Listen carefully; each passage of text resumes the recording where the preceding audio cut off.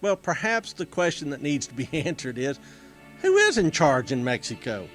The people in Texas are operating under one assumption, but that may not have been the correct assumption, because here's what actually went down.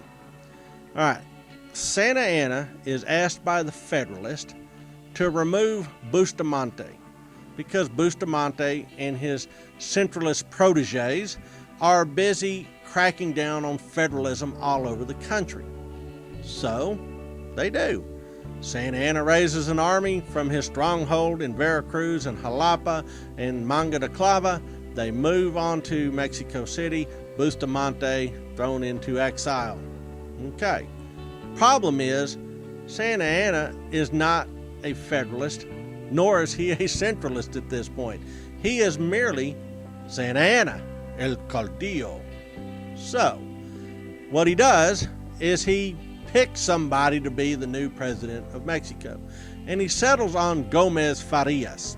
The people all proclaim Santa Anna as the president. Make no mistake, you can't be a vice president and be el caudillo. But since you are el caudillo, you may not want to hang out in Mexico City. After all, you can do what you want. And what Santa Anna wants to do is hang out at Manga de Clava and raise fighting roosters. He likes cockfights and figures that, I'm going to go back to my mountain estate, and I'm going to watch the chickens kill each other, and I'm going to stay the heck out of politics in Mexico. So who he puts in charge, Gomez Farias, takes over as a real live, honest to by golly federalist. And he's the kind of federalist that they call a puro federalist, a pure federalist. And boy, he goes on an anti-centralist rampage. And so Gomez Farias does exactly what you would think a federalist would do. He tries to break the back of the army, and he tries to break the back of the church. So from 1833 to 1834, he is really putting the screws on those institutions in Mexico City. The Texians, in their attempts to throw the garrisons out of Texas, are actually acting like federalists. So they're actually playing along the script that seems to be unfolding in Mexico City. But it's not nearly as easy as it seems. So, what's going on in Mexico? Well, for starters, the Mexican army is in really bad repair.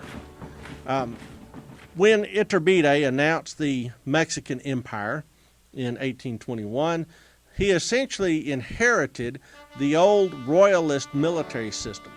So you have all the old royalist regiments that are then converted into Mexican regiments, and they usually take on names of some of the heroes of the Revolution. The cavalry regiments take on some of the regional distinctions, and that's how the army goes. But the problem is, the army is composed of two distinct elements: the Permanente battalions and the militia battalions, or activo battalions as they're called. What would happen is regional forces would be activated to serve in the regular army.